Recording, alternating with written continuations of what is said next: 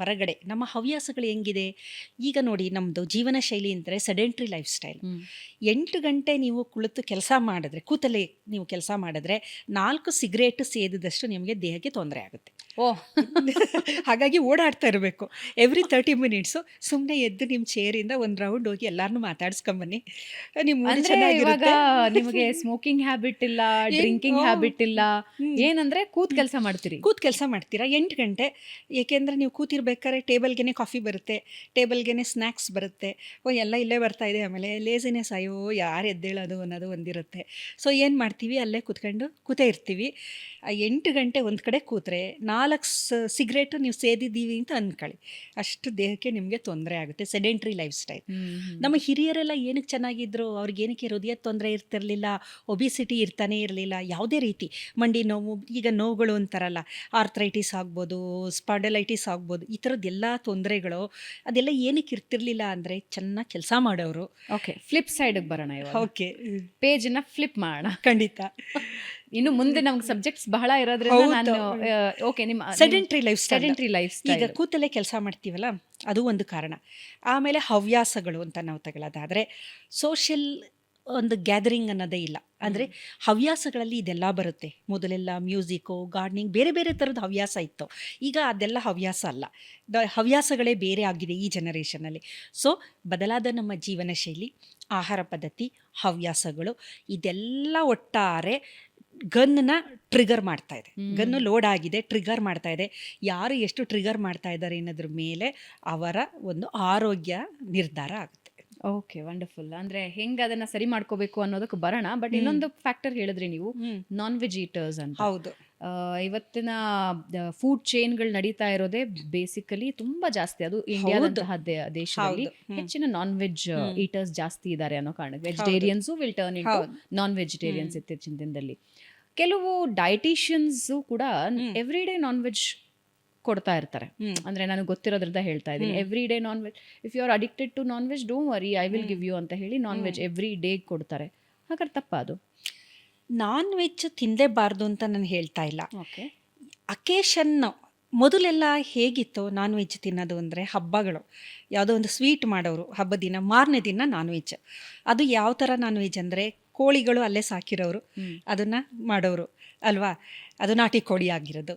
ಆಮೇಲೆ ಕುರಿಗಳು ಬಿಟ್ಟಿರೋರು ಅಲ್ಲಿ, ಅದನ್ನು ಕಡಿದು ಎಲ್ಲ ನೆಂಟರಿಗೆಲ್ಲ, ಅಂದರೆ ಎಲ್ಲೋ ಅಪರೂಪಕ್ಕೆ ಒಂದು ಸಲ ನಾನ್ ವೆಜಿಟೇರಿಯನು, ಅದು ಒಳ್ಳೆಯದು, ಚೆನ್ನಾಗಿ ಅವರೇ ಸಾಕಿರೋ ಅಂಥದ್ದು ಇದು ಬಳಕೆ ಮಾಡ್ತಾ ಬಂದರು. ಆಮೇಲೆ ಸಂಡೇ ಅಂತ ಬಂತು, ಸಂಡೇ ಸ್ಪೆಷಲ್ ಅಂತ ನಾನ್ ವೆಜಿಟೇರಿಯನ್ ಯಾರು ತಿಂತಾರೆ ಅವರು ಮಾಡ್ತಾ ಬಂದರು, ಅದು ಫೈನು. ಆದರೆ ಇವಾಗೇನಾಗಿದೆ, ನೀವು ಒಂದೊಂದು ಗಲ್ಲೀಲಿ ಒಂದೊಂದು 3 ಬಿರಿಯಾನಿ ಕಾರ್ನರ್ಗಳು ಬಂದಾಗ ಮಕ್ಕಳುಗಳಿಗೆ ರುಚಿ ಜಾಸ್ತಿ ಇದೆಲ್ಲ, ಸ್ಪೈಸು ಜಾಸ್ತಿ ಇರೋದ್ರಿಂದ, ರುಚಿ ಜಾಸ್ತಿ ಇರೋದ್ರಿಂದ ಮಕ್ಕಳುಗಳು ಅಡಿಕ್ಷನ್. ಅದು ಈಗ ಮಧ್ಯಾಹ್ನನೂ ಕೇಳ್ತಾರೆ, ರಾತ್ರಿನೂ ಕೇಳ್ತಾರೆ, ಇವತ್ತಲ್ಲ ಪುನಃ ನಾಳೆನೂ ಕೇಳ್ತಾರೆ. ಈಗೇನಾಗಿದೆ, ನಾನ್ ವೆಜ್ ತಿನ್ನುವುದು ತುಂಬ ಜಾಸ್ತಿ, ಅದು ಮನೇಲೂ ಮಾಡ್ತಾ ಇಲ್ಲ, ಹೊರಗಡೆನೇ ಜಾಸ್ತಿ ತಿನ್ನುವಂಥದ್ದು ಆಗ್ತಾಯಿದೆ. ನಾನ್ ವೆಜಿಟೇರಿಯನ್ ಫುಡ್ಡು ನಮ್ಮ ದೇಹಕ್ಕೆ ಯಾವ ರೀತಿ ತೊಂದರೆ ಮಾಡುತ್ತೆ ಅಂದರೆ, ಒಂದು ಒಬಿಸಿಟಿ, ಕೊಬ್ಬು ಜಾಸ್ತಿ ಇರುತ್ತೆ. ಅಲ್ಲ, ಬೇಸಿಕಲಿ ನಮ್ಮ ದೇಹ, ಹ್ಯೂಮನ್ ಬಾಡಿ ನಾನ್ ವೆಜ್ ತಿನ್ನೋದಕ್ಕೆ ಒಂದು ಸ್ವಲ್ಪ ಹೊಂದ್ಕೊಳ್ಳೋದೇ ಇಲ್ಲ ಅಂತ ಏನಿಲ್ಲ. ಆದರೆ ಪ್ರಮಾಣ ಜಾಸ್ತಿ ಆದಾಗ ಏನಾಗುತ್ತೆ ಅಂದರೆ, ಅದರಲ್ಲಿರೋ ಕೊಬ್ಬಿನಂಶ ಜಾಸ್ತಿ ಆಗೋದ್ರಿಂದ ದೇಹದಲ್ಲಿ ಕೊಬ್ಬಿನ ಶೇಖರಣೆ ಆಗುತ್ತೆ, ಒಬಿಸಿಟಿ ಬರುತ್ತೆ. ಮಾಡೋ ಕೆಲಸ ಕಮ್ಮಿ, ತಿನ್ನೋದು ಜಾಸ್ತಿ, ಕೊಬ್ಬಿನ ಸೇವನೆ ಜಾಸ್ತಿ ಆಗ್ತಾ ಇರೋದ್ರಿಂದ ಅದೇನಾಗುತ್ತೆ, ಒಂದು ಕೊಬ್ಬಿನ ಶೇಖರಣೆ ಜಾಸ್ತಿ ಆಗುತ್ತೆ.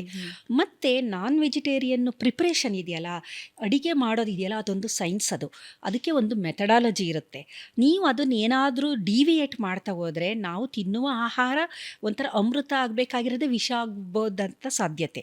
ಉದಾಹರಣೆಗೆ ನಾನ್ ವೆಜ್ ಅದನ್ನು ಒಂದು ರೀತಿಯಲ್ಲಿ ಮಾಡಬೇಕು. ಈಗೇನಾಗ್ತಾರೆ, ಸುಟ್ಟು ತಿನ್ನುತ್ತಾರಲ್ವ, ಅದನ್ನು ಬಾರ್ಬಿಕ್ಯೂ ಗೊತ್ತಲ್ವ ನಿಮಗೆ, ಸುಟ್ಟು ತಿನ್ನೋದು. ಸುಟ್ಟು ತಿಂದಾಗ ಏನಾಗುತ್ತೆ ಅಂದರೆ, ಅದರಲ್ಲಿರುವ ಪ್ರೋಟೀನ್ಗಳು ಆ ಒಂದು ಇದಕ್ಕೆ ಕಾರ್ಬನ್ ಆಗುತ್ತೆ.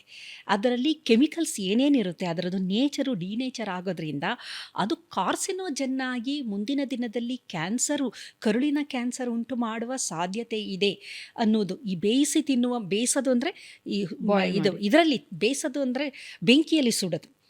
ಬೆಂಕಿಯಲ್ಲಿ ಸುಟ್ಟು ತಿನ್ನುವ ಮಾಂಸದಿಂದ ಕ್ಯಾನ್ಸರ್ ಬರುವ ಸಾಧ್ಯತೆ ಬೇಕಾದಷ್ಟು ಇದೆ ಅಂತೇಳಿ ಬೇಕಾದಷ್ಟು ರಿಸರ್ಚ್ ನಡೆದಿದೆ, ಪ್ರೂವ್ ಆಗಿದೆ. This is shocking. ಹೌದು. ಯಾಕೆ ಅಂದರೆ ಅಗೇನ್ ನಾನು ಕೆಲವು ಡಯಟಿಷಿಯನ್ಸ್, ನಾನು ಎಲ್ಲರೂ ಅದರಲ್ಲಿ ಹೇಳಿತ್ತಿಲ್ಲ, ಕೆಲವು ಡಯಟಿಷಿಯನ್ಸ್ ಏನು ಹೇಳ್ತಾರೆ, ಸುಟ್ಟ ಬಾರ್ಬಿಕ್ಯೂಡ್ ಅಥವಾ ತಂದೂರ್ ಅಥವಾ grilled non veg is best for diet, best for weight loss, best for health ಅಂತ ಹೇಳ್ತಾರೆ. ನೀವು ಹೊರಗಡೆ ಹೋಗಿದ್ದೀರಾ, ಜಂಕ್ ತಿನ್ನೋ ಬದಲಿಗೆ ಗ್ರಿಲ್ಡ್ ತಿನ್ನಿ ಅಥವಾ ಬಾರ್ಬಿಕ್ಯೂಡ್ ತಿನ್ನಿ ಅಥವಾ ತಂದೂರ್ ತಿನ್ನಿ ಅಂತ ಹೇಳ್ತಾರೆ. ನೀವು ಹೇಳ್ತಿದ್ದೀರಾ ಬೆಂಕಿಯಲ್ಲಿ ಸುಟ್ಟಿದ್ದು ಹೌದು ಕ್ಯಾನ್ಸರ್ ತರುತ್ತೆ ಅಂತ. ಹೌದು. ಏನಕ್ಕೆ ಅಂತಂದರೆ ಅವರು ಹೇಳೋದ್ರಲ್ಲಿ ಸಂಪೂರ್ಣ ತಪ್ಪಿದೆ ಅಂತ ನಾನು ಹೇಳ್ತಿಲ್ಲ. ಆದರೆ ಈಗ ನೀವು ಬೆಂಕಿಯಲ್ಲಿ ಸುಡಬೇಕಾದ್ರೆ ಟೆಂಪ್ರೇಚರ್ ಇದೆಯಲ್ಲ, ಟೆಂಪ್ರೇಚರ್ ರೆಗ್ಯುಲೇಷನು ಬಹಳ ಮುಖ್ಯ. ಒಂದು ಟೆಂಪ್ರೇಚರ್ವರೆಗೂ ಅದು ಚೆನ್ನಾಗಿರುತ್ತೆ. ಆ ಟೆಂಪ್ರೇಚರ್ ಬಿಯಾಂಡ್ ಹೋದಾಗ ಅದು ಕಾರ್ಸಿನೋಜನ್ ಆಗಿ ಬದಲಾವಣೆ ಹೊಂದುವ ಸಾಧ್ಯತೆ ಇದೆ.